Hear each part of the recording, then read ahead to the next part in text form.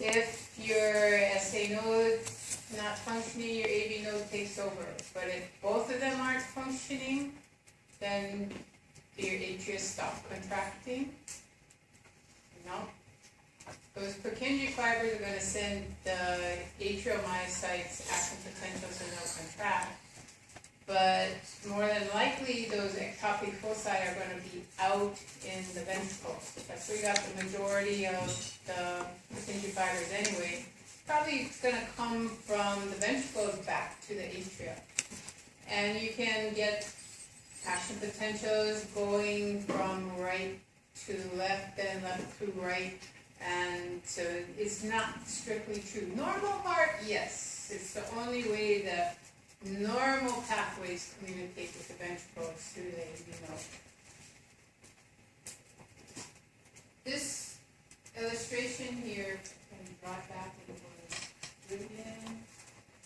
So you can see here that the heart is inside.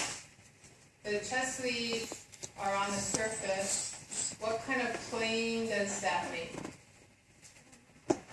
Transverse. Again, the center of the heart is your negative reference point. All these leads, all these electrodes out on the surface of the chest are your positive. So the machine is looking from the center of your heart to those various electrodes, so transverse plane. Lead 1, 2, 3, AVR, AVL, AVF, that's center of the heart, out to the side. It's all coronal plane. Now you have transverse planes that you can look at the heart. You also can look at right heart, primarily when you look at V1. You can start looking at left heart. There are a lot of leads to look at left heart. That's a very important side of the heart because it's systemic circulation heart. So you want to look at the right heart, the bundle branches. You want to look at what's happening through the conduction pathways. You want to see if there's any abnormalities front and back. You can actually, you don't have to stick with 6 leads or these standard six leads. If you think there's a problem on the back of the heart, take one of those electrodes and put it on the person's back and get a transverse plane to the back. So you can move the electrodes around, but standard EKG, you're going, for the what we're going to be discussing from now on, that would be with this positioning.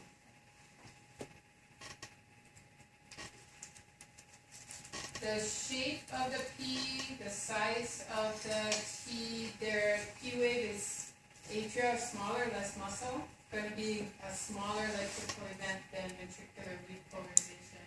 This is more typical of what you'll see on an EKG than the previous slides.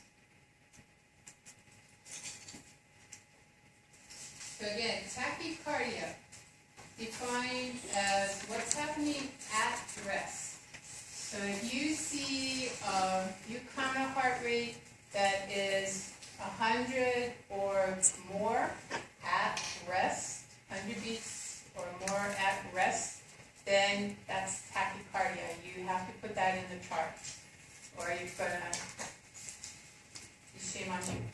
Okay, if it's 50 and below, bradycardia. Put that in the chart. Arrhythmia just means it's not a normal rhythm. You can go on to further describe it, but you don't have to. You can leave it for somebody else. You can send them off to the cardiologist. Say, I see an arrhythmia here. Send them to the cardiac expert and let him determine what the arrhythmia is. There's a lot of fine little things that go on in diagnosing arrhythmias, and so even cardiologists, they'll sit around the lunch table and look at EKG and argue about, well, is it this kind of block, is that kind of block? Well, if it's that kind of block, how are you going to treat it? Well, if you treat it like that, isn't it like how you would treat this block? And so they'll just go back and forth, and ultimately they'll figure out how they're going to treat their patient. But anyway,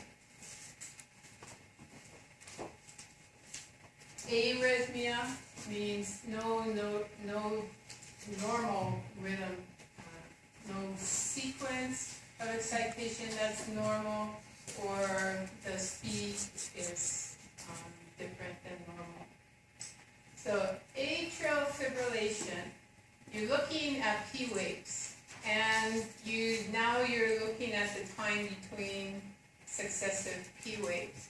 If they are closer together than they should be, if you start to see multiple P waves in between two QRS complexes, that's a sign of atrial fibrillation. And atrial fibrillation, you want to do something about it. You can treat it with medications, you can put a pacemaker in, but that's kind of extreme. Usually they'll try and treat it with medications first. If it's causing problems that might lead to clots, then you want to do something about it. But most people can survive with atrial fibrillation, because really it's only putting the contraction only puts that last 20% of the ventricular volume into the ventricle.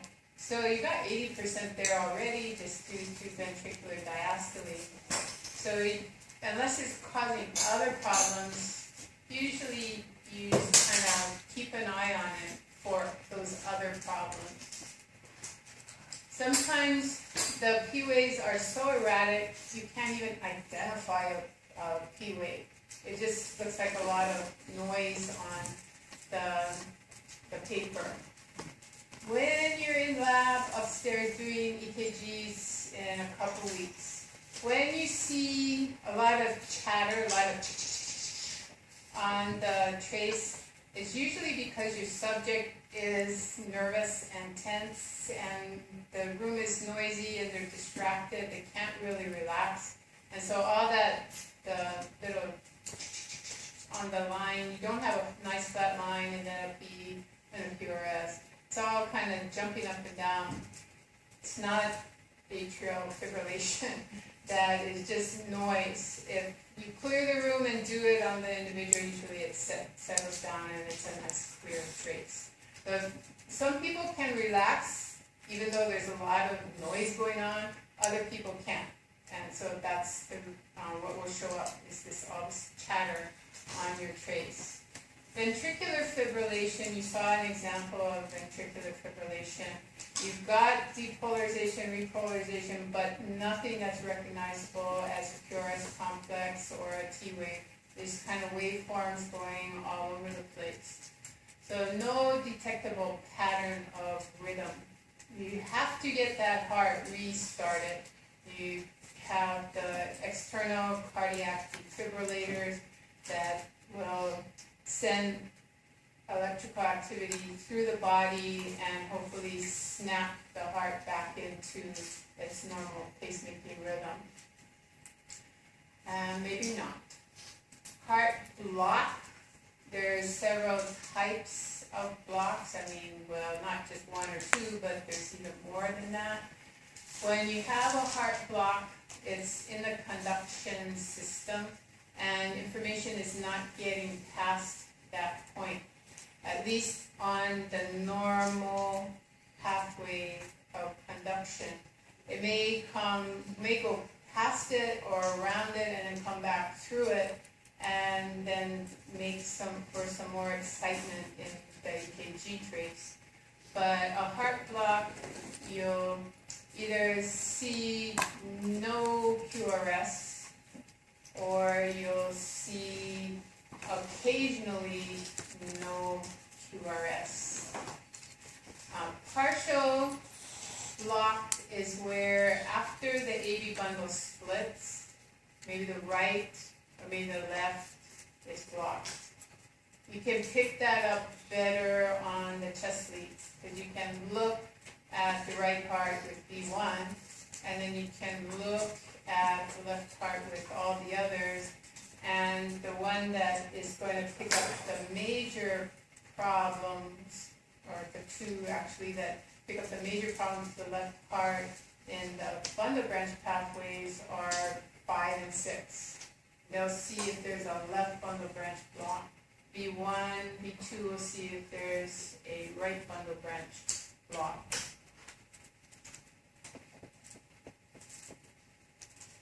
So up at the top, you've got a sinus rhythm. You've got a P for every QRS. Their P's and their T's look identical, and you saw that they actually don't. But in this picture, they do.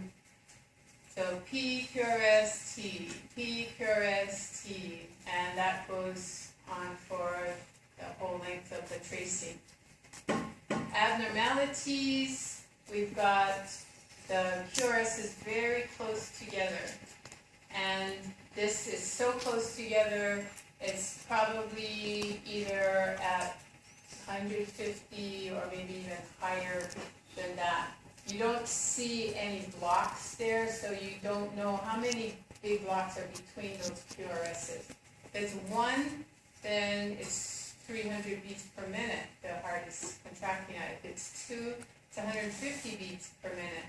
And 100 was at rest, so if it's 100 or above, that's tachycardia already. So here we've got tachycardia in the ventricles. Everything is squished together so close. It looks like the P waves are all there. You've got a clear T wave following the QRS. So the rhythm is there, but the speed is accelerated. If you have a P and a QRS, and then a T, P, QRS, T, this is a sinus rhythm. It is just like what is up here, but pushed together at a higher rate. When you have that on an EKG, it's called a supraventricular tachycardia. What that means is the pacemaker is above the ventricle. So SA node is setting, most likely SA node is having a problem. It's still sending out the information, but something is causing it to send action potentials too quickly. Other abnormalities, you got what's called an extrasystole. So what is systole? Contraction. So you've got, you don't see a P here, you've got QRS T, P, QRS T, and then nothing that looks actually normal, but you don't have the delay between the T and the next P.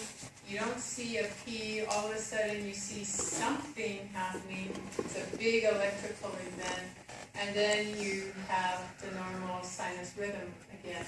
This is referred to as extrasystole, extra contraction of the ventricles, not related to the P wave. So it's a premature ventricular contraction, not associated with any rhythm that's set by the SA node. This near normal cardiac rhythm, and then all of a sudden it's actually probably bigger than that, but you have ventricular fibrillation going on. There's some large events. You don't see any association between P's and QRS's at all from that point on. So ventricles are doing their own thing, and P's are your atria are probably doing their thing, but they're hidden in what they're doing in this mess of electrical activity.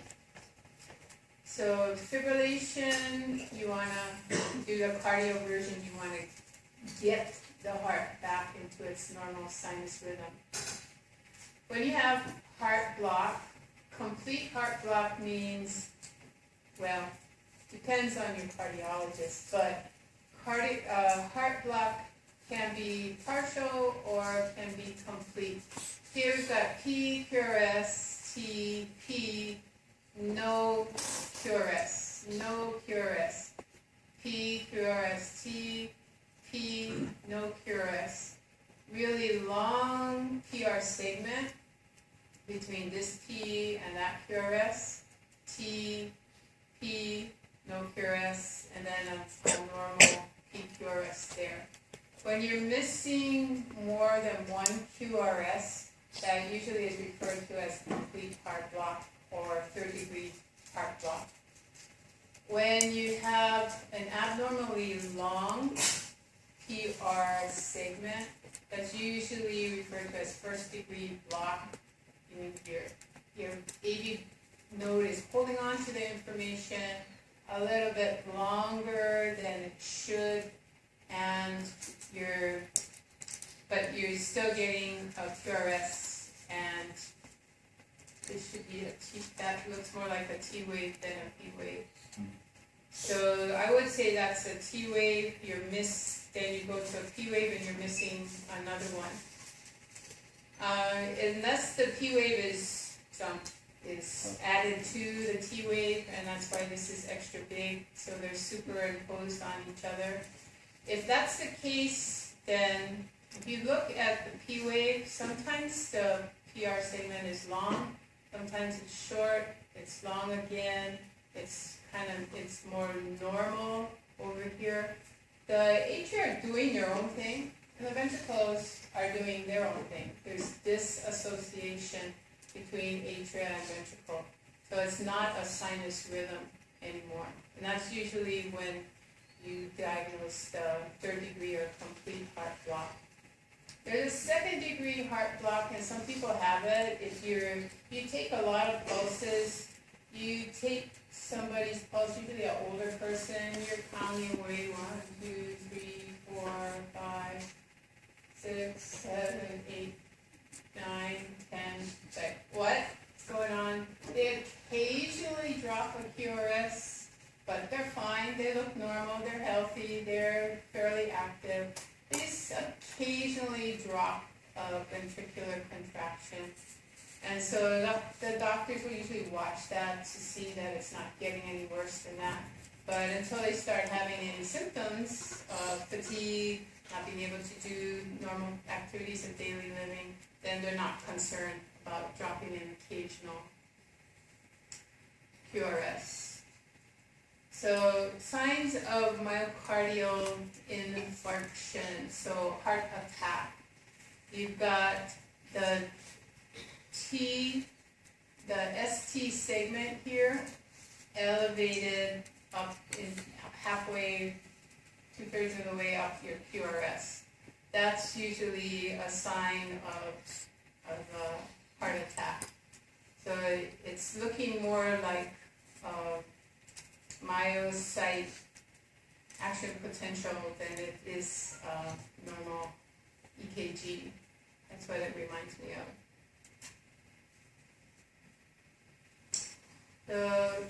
Anybody know what dextrocardia is? Anybody know what dextrose is? No! It's not a steroid. I'm thinking dexamethasone. That would be steroid. So nobody knows what dextrose is. It's what? No. Oh, you mean like ambidextrous? Ambi means both. Yeah. Dexterity, they're talking about being able to use both hands. No, dextrose is glucose, but it's got the side chain on the right, and levulose, in polarized light, will rotate to the right, left. So dextrocardia, the heart is rotated towards the right. And this is what an EKG looks like when your heart is not pointed to your left foot, but pointed to your right foot. So if you took an EKG and you saw everything is upside down, all the QRSs are upside down except for AVR, which makes sense because the heart is now pointed in this direction, and so when the electrical axis is going in this, or the electrical activity is going in this direction, then you're going to pick up more positive deflection in the ventricle contraction or depolarization. If you get a trace that is upside down and laugh. Don't say, I found a person with dextrocardia. Go and check your leads, because probably put your leads on the wrong limbs, and so you've got things looking weird. But if you correct that, then you'll have the normal EKG traits. It might be somebody with dextrocardia, but the first thing is eliminate what could be human error. And most commonly, even in hospitals, you get these weird looking EKGs. They'll send you back, or they'll send somebody else back to do the EKG again and make sure that the limb leads are in the right position, the chest leads are in the right position. So somebody who has dextrocardia, everything is fine. Everything is functioning fine. Your heart is generating pressure. No problems at all. It's just different. Majority of people have their heart pointed towards their left foot, and then a few people out there will have it pointed towards the right foot. So no abnormalities there, just different.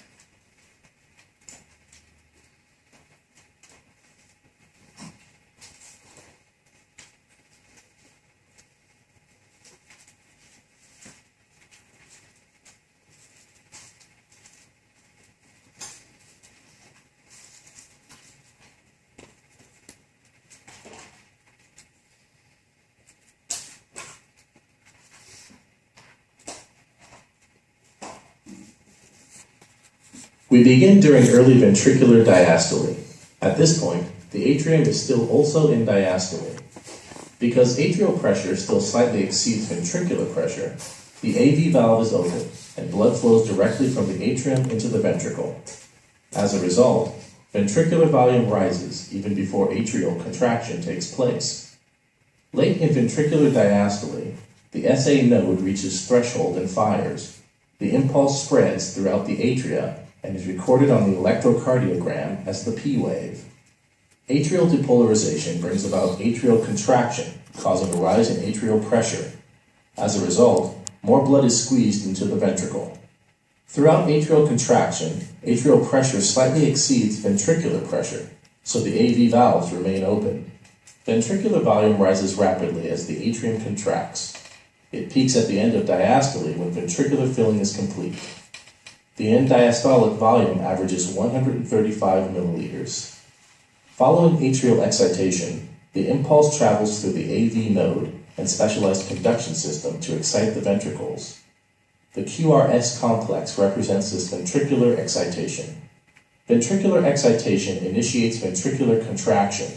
Ventricular pressure quickly exceeds atrial pressure. As a result, the atrioventricular valves are forced shut, producing the first heart sound. All valves are now shut. No blood can enter or leave the ventricles. This interval is called isovolumetric ventricular contraction. During this period, ventricular pressure continues to increase, but ventricular volume remains constant. When ventricular pressure exceeds aortic pressure, the aortic valve is forced open. Ejection of blood from the ventricles begins. The aortic pressure curve rises as blood is forced into the aorta faster than blood is draining off into the smaller vessels at the other end. The ventricular volume decreases as blood is rapidly pumped out. Ventricular repolarization occurs at the end of ventricular systole. It is recorded on the electrocardiogram as the T wave.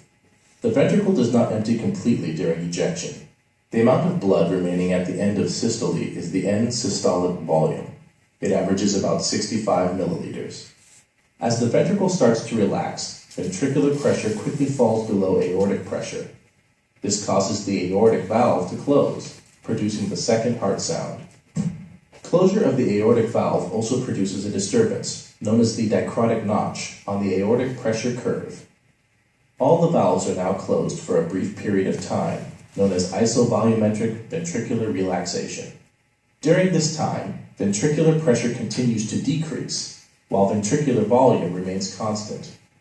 When the ventricular pressure falls below the atrial pressure, the AV valve opens, and ventricular filling occurs once again. You kind of went through that really, really fast, but this is Wigger's curve again. This is Wigger's diagram. we'll be going over that in this curve. So they're really only talking about left ventricular changes. We're not talking about right ventricle. So you see left ventricular, left atrial, left ventricular, and then aorta. Down here you've got heart sounds, so I put in love and dove just to remind you that the soft sound, the sharper sound.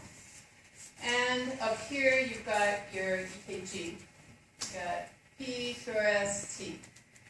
So when you look at this, don't get overwhelmed and go, oh my God, there's too many curves on here. Just start at the bottom and then get heart sounds. Where are heart sounds heard? When are heart sounds heard? You come up here, well, left ventricle has reached its full point, and it's gone into a stage where the volume is not changing, but ventricular pressure is rising. So this dark band that is going right down here through the first heart sound, this pressure increase with no volume change, that's your isoelectric ventricular contraction, or sometimes called isovolumetric ventricular contraction, or isovolumetric pressure increase. But you also got an isovolumetric pressure decrease on this side. So the pressure is going up, but obliterated by numbers. You have a flat line in your volume curve. So no change in volume. Pressure goes up until you exceed aortic pressure. And then your semilunar valves open and blood is leaving the ventricle. Where is it going? It's going into the aorta. It's being ejected. It's going out, and the pressure is continuing to rise because you're still shoving more volume out.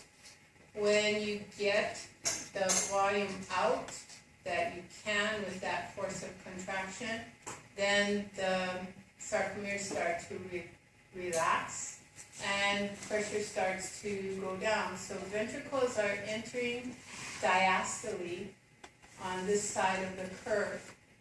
When ventricular pressure now goes below the aortic pressure, the blood wants to go back to the ventricle, but gets trapped in the AV valves, and they snap shut.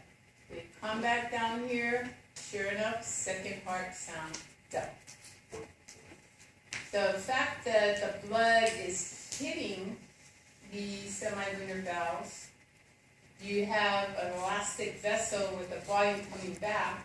The vessel expands, and then it contracts like elastic things do, like your elastic waistband. You stretch it and then let go and it snaps back. So the volume increases as it's going, the volume that's hitting the semilunar valves, you suddenly have an increase in volume right there by the semilunar valves, but then a decrease immediately as the elasticity takes over. If you have a pressure sensor right there by the semilunar valves, what they're going to see due to that flowing of blood backwards and then suddenly hitting the semilunar valves and not being able to go anywhere is a little increase in pressure. That's that disturbance they call the dichrotic knot. It's just the volume suddenly hitting a blind end, can't go anywhere, expands out. Pressure sensor says, oh, I see an increase in pressure, but elastic recoil pushes the blood back on through up the aorta, and the pressure goes away and it starts to drop off again. So aortic pressure goes on back down as the blood goes out through all of these distribution pathways. Once the semilunar valves are closed, the rest of diastole is isovolumetric. Because your AV valve's closed here, your pressure in your ventricle is still above atrial pressure, so you can't move blood anywhere. So pressure drops, no change in your volume again, so flat line here, isovolumetric. When the ventricular pressure gets below aortic pressure, then your AV valves will be sucked open and blood will start to fill the ventricle again. So passive filling of the ventricle, and then you get atrial systole, and the last 20% or so of blood is pushed in, and your cardiac cycle starts again. So when repolarization starts, that's your T wave. And filling, atrial contraction, rest of filling, and then wait a little bit and then send off the message to your ventricles again. Ventricles start to depolarize and your pressure starts to rise. First thing it does is shut the AV valves again. So love again, and then stop after your ejection. So Wigger's diagram isn't that hard if you take it piece by piece and look up and down and then go to the next stage over as the illustration said. I would say look at your animation and then come back to the diagram and then look at the animation and come back to the diagram. You're going to learn a lot from this diagram. Okay, so we're going to